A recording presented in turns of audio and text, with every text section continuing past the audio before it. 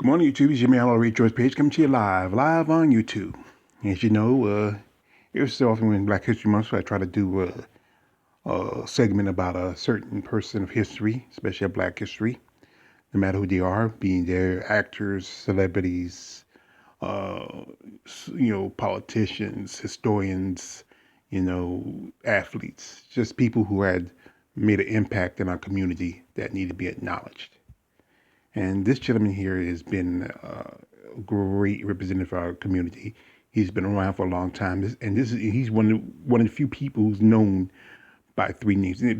Before it was popular to be known by three names as an actor, this is one Mr. James Earl Jones. Now, Mr. Jones is one of the most recognized voices in the cinematic history.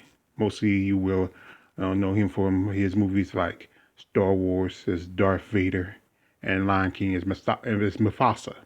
But his career spans nearly 7 years, and he, from not just from, movies and TV, but also stage. I mean, he's done so much stuff. He says it's so much stuff he did in his career that it's I had to condense it really a lot. There's so much I had to try to shrink it down just to enough where I wouldn't overload my phone. I mean, it's just so anyway. I'm gonna start off how he started. He said, now he was born um, uh, January 13th, 1931, and he was in Mississippi, and he was the only child of Ruth Conley Jones and Robert Earl Jones. Now, when he was born, his father left the family to pursue a career as an actor. Now, he acted for a bit, but you know, but later on, when he was, when he grew up, him and his father reconciled and became, just like I said, there's this difference and became, father and son. But anyway, until he was 5 years old, Jones was raised by his mother's parents, you know, and John Henry and Maggie Williams. And as a boy, he developed a severe stutter. After the family moved from the farm in Mississippi to Jackson, Michigan, he later, on the family, moved to a farm, a more rural area in Michigan, where the family found a teacher that helped James with his stutter. Now, for 8 years, he remained a mute till he got into high school. Now, Jones went to Browning High and graduated as a vice president of his class for Dickinson Rural Agricultural School. He attended the University of Michigan, where he studied to become a pre-med major. So he decided to join the Reserved Officers Corps, and he felt comfortable with the military structure, where he enjoyed the camaraderie and the fellowship of cadets and in the rifle drill team and the scabbard and blade uh, society. During this time, James decided that being a doctor was not his life choice. So he switched his major to drama and acting, and at the University of Michigan School of Music and Theater and Dance. Now, with the Korean War intensifying, Jones was uh, expected to be set to war. Now, he was promoted to second lieutenant, and as he was waiting to be ordered to deploy, Jones was working part time as a stagehand at the Ramsdale Theater in Manson, Michigan in 1953. Now, the Korean War ended in 1955, and Jones graduated from University of Michigan, and he later reported to the Fort Benning to attend the Infantry Officers Basic Corps. He also, you know, attended Ranger School and got his Ranger um, tab. And after the reported to the Fort Leonard Ward in in Missouri. But his unit was sent to establish a cold weather training command at the former Camp Hale near Lindsville, Colorado. Now, before he was discharged, he was promoted to first lieutenant. And from 55 to 57, he was actor and stagehand at the Ramsdale Theater in Manistee, Michigan. Now, by 50, he moved to New York, where he studied at the American Theater Wing to support himself. He worked as a janitor. Now, his career was he had a career at the ABC Radio anthology series and of Theater 5, but he debuted as the Edward D. Butler in the Broadway play Sunrise at the Campbello. And during his 60s, James was becoming one of the best known Shakespearean actors. And time he played his roles from King Lear to Oberon to King Lear, Othello, and Oberon in the Midsummer's Night Dream. But by '64, James made his cinematic debut in the Stanley Kubrick movie Doctor Strangelove, starring Peter Sellers. James Rhodes was Lieutenant Lothar Zog, a B-52 bombardier. In '67, he starred in the movie Comedians along with Richard Burton, Elizabeth Taylor, and Sir Alex Guinness. Now, if you recognize the name Alex Guinness, you might know him as Obi-Wan Kenobi. And it's funny, they did cross paths, but they didn't share screen time together. But they do have a thing together, being both of the Star Wars series. Anyway, he played a surgeon and Haitian rebel leader in that movie. The same year, December, he starred alongside Jay Alexander in the Howard Slacker's play The Great White Hope, which was in the stage area in Washington D.C. There he played the boxing legend Jack Johnson. If you ever saw that movie, it's a classic movie. This is the play that was based on the movie. Now, the play became hugely successful, and it was the move to Broadway in October of '68. It won the Pulitzer Prize for Best Drama. In '69, James Earl Jones won his first Tony Award for Best Actor in a Play and a Drama Award for his performance. By '69, Jones participated in uh,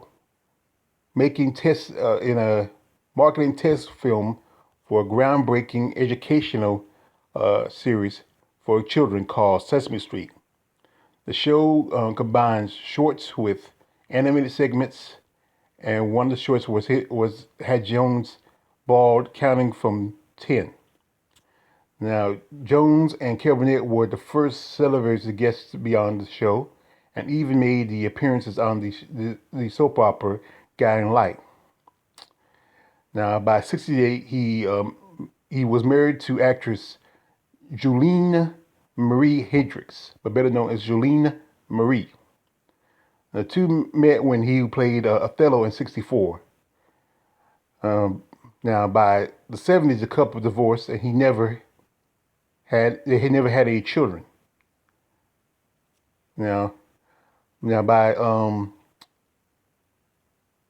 right now by the '70s, Jones was more on Broadway. He was doing revivals of Iceman Cometh, and he played Lenny in the adaptation of the John Steinbeck's of Mice and Men. He united with his co-star Jane Alexander to do the film adaptation of the Great White Hope. It's the film about Jack Johnson. The film cast Jones as the lead and as Jack Johnson, and this was the first leading role in his career. The performance earned him a critical acclaim and an Oscar nomination for Best Actor. Along with Sidney Poitier, they were the only two black men in history to get a nomination by that time. At that time, by '72, he was cast in one of the most controversial movies of its time. The movie was called The Man, story of the America's first black president. It became it was it was by a it was a series it was by a series of similar event. Now, if anybody remembers the movie, it was a story where the president died. Something was wrong with the vice president, and because I think it was like that movie that Keith Sutherland did, where he was in the line as president, because you have something that had to, like he was like a, what that movie, that series that Keith Sutherland did a while back, where so many people died, and then because he was in the line for presidency, he became president. And that's how it happened with his character. Now, in '74, he starred in a romantic comedy with Diane Carroll. It was called it was called Claudine, and it was about a mother with six kids living in the ghetto, dealing with poverty, the welfare system, racism, and trying to find love. Both Jones and Carroll got critical acclaim and a Golden Globe nomination for their roles. But in '77, he made the historical voice-over debut of Darth Vader in George Lucas's Star Wars blockbuster. You know, you know. So we all know who he is. Now he reprised the role in the next two movies and prequels, because Star Wars was opened as a new career for Jones in the voiceover narrations work. Now by the end of the he'd done plenty of projects and many things gave live over work. And he played a lot of roles in TV, and he did a sequel to Roots, The Next Generations. Besides actions and sci-fi box office hits, he was also in '82. He was the action fantasy Conan the Barbarian. We played Felsa Doom. You remember? He was looking for the riddle of steel. And that was with the former Mr. Olympia, Arnold Schwarzenegger. And he also voiced the Pharaoh in the '85 Hanna-Barbera The Greatest Adventure, which was stories from the Bible. By '86, he starred in two popular comedies. Now, Soul Man, which was the was a story about a white student impersonating a black student, and then '88, with Eddie Murphy's comedy classic Coming to America, where he played King Jaffa, the father to Murphy's character Prince Hakeem, and by '89, he was in sports drama fantasy with Kevin Costner called Field of Dreams. Now that's a classic. I watched that one. That's a great one. And he also did an independent film called Metwad. The film was the true events of the battle at Metwad, a coal miners' strike in the '20s, in a small town in West Virginia. He received a nomination by the Independent Film Spirit Awards for his performance, and he also hosted a children's TV series on PBS from '89 to '82 called Long Ago and Far Away. I remember that. I used to watch that. Now, by '90s, James was a string of box office hits, including series of movies based on the Tom Clancy novels. The first one was the Hunt for October, which originally starred Alec Baldwin as Jack Ryan, and then the next two movies from Patriot Games in '92, which starred um, Harrison Ford, and then Ford took the role over from Baldwin from in '92 to '94 with the Clear and Present Danger, and also the classic in the in Sandlot, where he played. Remember, he was the old guy who had the ball. Remember the kid who had his stepfather's ball with Babe Ruth's on it, and he got messed up because his dog, and then they took the ball and you gave him the ball that had all the other ball players' names on it. Anyway, it was crazy. I like Sandlot. It was good. It was also another family classic. He was the voice of Mufasa in The Lion King, the animated movie. The original Lion King. Everybody knows. And in '92, President Bush presented Jones with the National Medal of Arts. Through the '90s, he played in a few short-lived series. From '91 to '92, he was in the series Gabriel Fire, which was a crime drama about a ex-cop who was wrongly accused of murder. And the series was revamped and called Pros and Cons with Rich Crenna. And it was also co-star from. He also was from 91 to 92. And that year also, he won 2 Emmys. He won an Emmy for Best Actor for the series uh, Give Us Fire. And also he won Best Supporting Acting for a movie Heatwave, which was about the 1960s Rott's Wyatt. You got to see that. I think it was him. I think it starred. I think it was. Who was it? Was it? Who was it? What's it? Underwood. I think it was Underwood. Yeah, he was in it. I forget. It was so long ago. I see that movie so long. So long.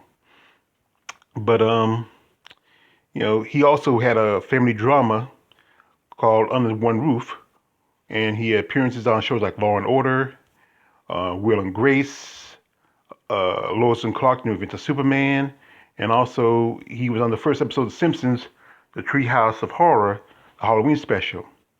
By the mid '90s, Jones was diagnosed with diabetes when his doctor noticed him falling asleep while doing exercise. In about 2000s, his film credits were a few and far between, but he was going, he was doing, gaining new endeavors in different outlets, you know.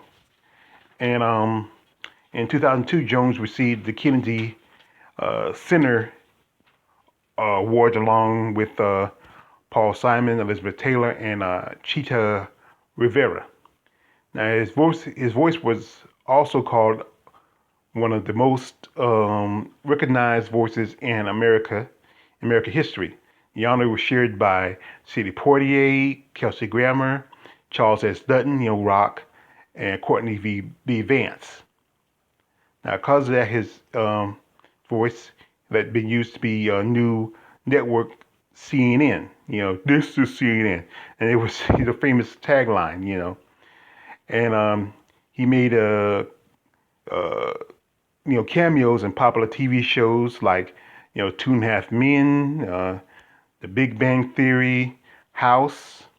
And he also returned to the voice of Darth Vader in the third prequel Star Wars, the Revenge of the Sith, in 2005.